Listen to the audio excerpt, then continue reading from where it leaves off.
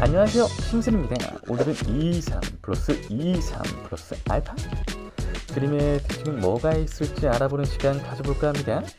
오늘 그림을 보면 신비로운 특징점이 생기고 있음을 다들 발견하실 텐데요. 그림이 그려지고 있는 가운데 이럴 때는 과연 어떻게 아이솔레이션 전략을 3번에 나눠서 들어가면 좋을지 알아보는 시간 갖도록 하겠습니다.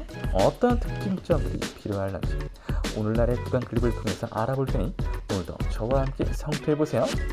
오늘도 여러분들을 위해 열심히 영상 소통부를 만들었습니다.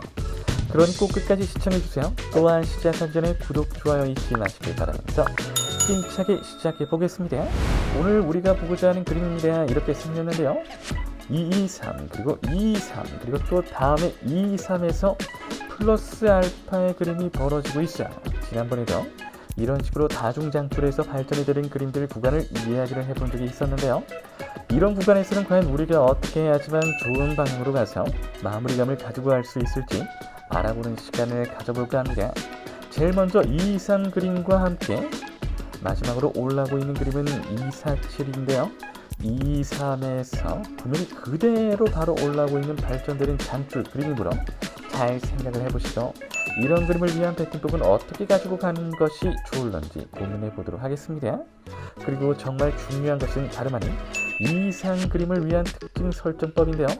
223 그림을 어떻게 특징점으로 잡고 가고 그 다음으로 223 그림에서 어떻게 성공을 위해서 금조법을 가지고 가면 좋을런지 잘 알아보도록 하겠습니다. 가장 먼저 223 그림의 특징은 2로 먹을 수 있다는 거예요. 그만큼 안정적인 그림을 어떻게 만드느냐에 따라서 성공률이 우리들의 방식 따라 달라지게 됩니다. 그래서 일단은 가장 먼저 우리들이 시도를 해볼 수 있는 방법은 통당과 함께 2회차 그리고 3회차나 4회차인데요. 일단은 통당 플러스 2회차 플러스 3회차로 설정을 해두고서 이를 위한 적절한 배팅법을 소개를 드려보도록 하겠습니다.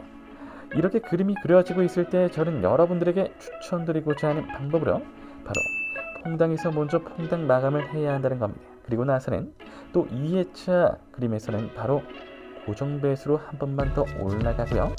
그리고 나서 3회차에서 마지막으로 소액으로 마감실 것을 권고드립니다. 금액을 왜 올리지 않느냐라는 질문하시는 분들 있으실 텐데요.